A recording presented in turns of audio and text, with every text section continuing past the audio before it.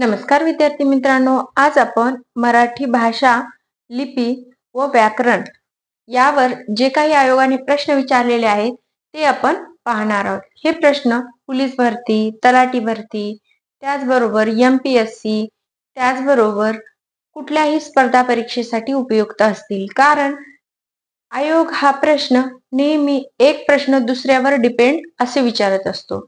तर चला आपण सुरुवात करूया प्रश्नांना. त्यातूनच तुम्हाला समजून येईल की आयोग कसे प्रश्न विचारतो आणि कसे प्रश्न एकमेकावर डिपेंड असतात.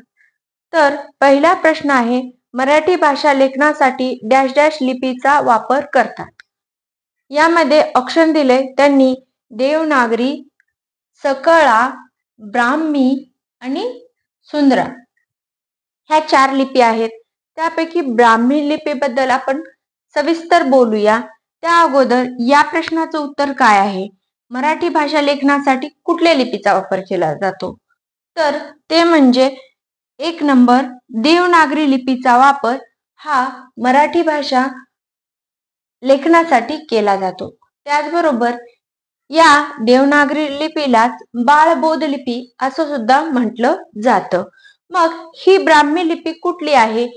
का ही लिपी आहे का? तर हो, ही लिपी आहे आणि या लिपीला ब्रह्मदेवाने लिहिल्यामुळे त्या लिपीला ब्राह्मी लिपी असं नाव पडलेलं आहे म्हणायचे. कारण का? तर खारोष्टी लिपी आणि ब्राह्मी लिपी ह्या प्राचीन भारतात 2 लिपी वापरल्या जायच्या. त्यानंतर सरळ आणि स्ट्रेट फॉरवर्ड दुसरा प्रश्न आहे, मराठी भाषा गौरव दिन कधी असतो? हा दिन फॅक्च्युअल डेटा आहे, हा पाठच करावा लागणार आहे. त्यामध्ये त्यांनी पर्याय दिलाय 1 मे, दुसरा आहे 27 फेब्रुवारी, तिसरा आहे 1 जानेवारी आणि चौथा आहे 15 ऑगस्ट. तर या प्रश्नाचं उत्तर आहे 27 फेब्रुवारी. हा फॅक्च्युअल डाटा आहे. मराठी भाषा गौरव दिन हा 27 फेब्रुवारीला साजरा केला जातो. तर आता तिसरा प्रश्न काय आहे? विचार, भावना, अनुभव व कल्पना व्यक्त करण्याचे साधन म्हणजे डॅश डॅश होय, असा प्रश्न आहे. त्यामध्ये पर्याय दिले 1 संवाद, दुसरं लिपी, तिसरं भाषा आणि चौथं हातवारे. तर ही एक व्याख्या आहे. असं म्हणता येईल की विचार, भावना व अनुभव व्यक्त करण्याचं साधन म्हणजे भाषा होय. ही भाषेची सरळ, साधी, सोपी व्याख्या त्यांनी आपल्याला विचारलेली आहे. भाषेची व्याख्या पाठ करणं गरजेचं आहे. त्याचबरोबर मराठी गौरव दिन कुठल्या दिवशी आहे हे पण पाठ करणं गरजेचं आहे. त्याचबरोबर मराठी भाषा लेखनासाठी देवनागरी लिपी वापरतात. त्याचबरोबर तिलाच बाळबोध लिपी सुद्धा म्हणतात. आता आपण हे 3 प्रश्न पाहिले. आता यानंतर पुढील प्रश्न पाहूया. तर या प्रश्नाचं उत्तर तुमच्या लक्षातच आलं असेल. तर हे आहे भाषा म्हणजे काय? तर विचार, भावना, अनुभव व कल्पना व्यक्त करण्याचं साधन म्हणजे भाषा होय. यानंतर चौथा प्रश्न आहे, भाषाविषयक कौशल्याचे साधारणपणे किती पायऱ्या आहेत? पर्यायी उत्तर आहेत 5, दुसरा आहे 3, तिसरा आहे 4 आणि चौथा आहे 2. तर या प्रश्नामध्ये आपल्याला भाषेच्या कौशल्याच्या पायऱ्या विचारल्या, तर त्या कुठल्या आहेत आणि किती आहेत? ह्या दोन्ही गोष्टी आपण लक्षात ठेवणं गरजेचं आहे. पहिलं या प्रश्नाचं उत्तर आहे पर्याय क्रमांक 1, भाषाविषयक कौशल्याच्या 5 पायऱ्या पडतात. त्या कुठल्या? तर 1 म्हणजे भाषण, दुसरं म्हणजे श्रवण, तिसरं म्हणजे वाचन, चौथं म्हणजे लेखन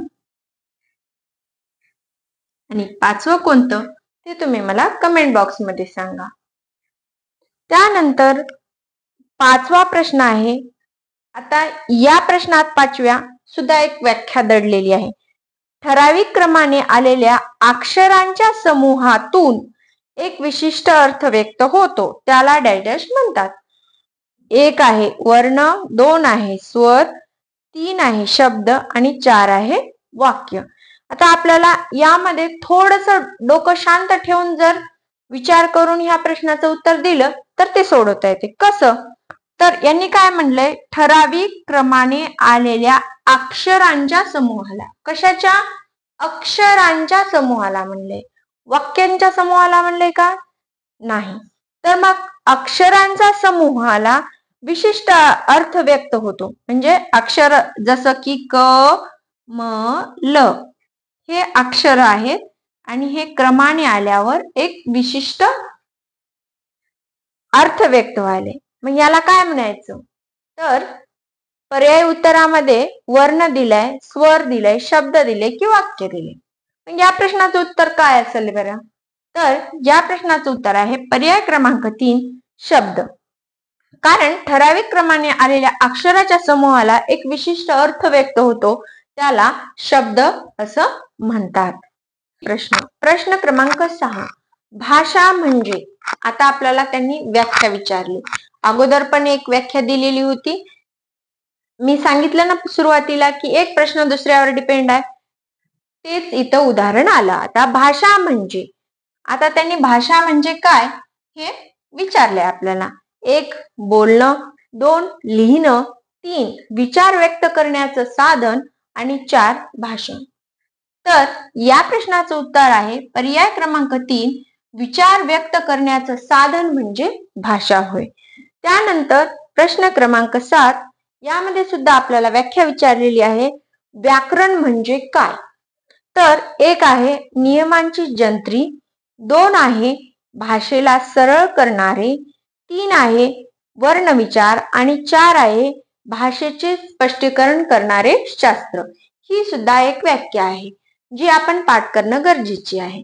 तर या प्रश्नाचं उत्तर आहे पर्याय क्रमांक 4 व्याकरण म्हणजे भाषेचं स्पष्टीकरण करणारं शास्त्र होय. क्रमांक 8 खानदेशी भागात बोलली जाणारी बोली भाषा कोणती?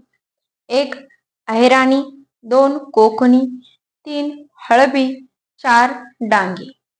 तर या प्रश्नाचं उत्तर आहे पर्याय क्रमांक 1 खानदेशी भागात अहिरणी भाषा बोलली जाते, कोकणात कोकणी भाषा बोलली जाते, हळबी भाषा कुठे आणि डांगी भाषा कुठे बोलली जाते हे तुम्ही मला कमेंट बॉक्स मध्ये सांगा. त्यानंतर 9 आहे लिपीचा शोध लागल्याने आपल्याला काय शक्य झालं? पर्याय उत्तर आहेत 1 चिंतन, 2 वाचन, 3 लेखन, 4 मनन. या प्रश्नाचं साधं आणि स्ट्रेट फॉरवर्ड उत्तर आहे ते म्हणजे लेखन. कारण लिपी म्हणजे अक्षर किंवा लिहिणे किंवा लिपणे या गोष्टी म्हणजे लिपी, आणि लिपी आपल्याला अवगत झाल्यामुळे आपण लेखन हे काम करू शकलो. त्यामुळे लिपीचा शोध लागल्यामुळे लेखन शक्य झालं. या प्रश्नाचं साधं आणि सोपं सरळ उत्तर आहे. त्यानंतर 10वा प्रश्न आहे मराठी भाषा कोणत्या प्रकारे लिहिली जाते? या प्रश्नाचं उत्तर एकदम व्यवस्थित आणि डोकं ठिकाणावर ठेवून दिलं तर व्यवस्थित उत्तर येतं. 1 डावीकडून उजवीकडे, एक उजवीकडून डावीकडे म्हणजे आपला हा आहे उजवा हात, इकडून आपण इकडे लिहित जातो का? नाही, म्हणजे हा पर्याय कट. डावीकडून उजवीकडे, इकडून इकडे लिहित जातो ना आपण, असं लिहितो ना, उजवी लिहितो ना, इकडून इकडे लिहित गेलो. त्यामुळे या प्रश्नाचं उत्तर पर्याय क्रमांक 2 आहे. आणि आपण 2 पर्याय सुद्धा चेक करू. वरून खाली, खालून वर, आपण खालून वर लिहित जातो का? नाही, वरून खाली बिलकुल नाही. त्यामुळे या प्रश्नाचं उत्तर आहे पर्याय क्रमांक 2. यानंतर आपण थोडक्यात पण महत्वाचं पाहणार आहोत ते म्हणजे देवनागरी लिपी भाषा, किंवा याच भाषेला बाळबोध लिपी असं सुद्धा म्हणतात. म्हणजे काय? तर मराठी भाषा लिपी कुठली? तर एक म्हणजे देवनागरी लिपी आणि दुसरं म्हणजे बाळबोध लिपी. हे दोन्हीही नावे मराठी भाषा लिपीला आहेत. मग देवनागरी लिपीमध्ये कुठल्या कुठल्या भाषा येतात किंवा कुठल्या कुठल्या भाषा ही देवनागरी लिपीमध्ये लिहिल्या जातात? तर ती आहेत हिंदी, मराठी, गुजराती आणि संस्कृत. ह्या 4 भाषा देवनागरी लिपीमध्ये लिहिल्या जातात. देवनागरी लिपीला आदर्श भाषा असं का म्हणतात? तर देवनागरी लिपीच्या प्रत्येक उच्चाराला किंवा ध्वनीला एक स्वतंत्र असा अक्षर आहे किंवा स्वतंत्र असं चिन्ह आहे, त्यामुळे देवनागरी लिपीला आदर्श लिपी म्हटलं जातं. बालकवीला काय म्हणतात तर बालकवीला निसर्ग कवी असं सुद्धा म्हणतात.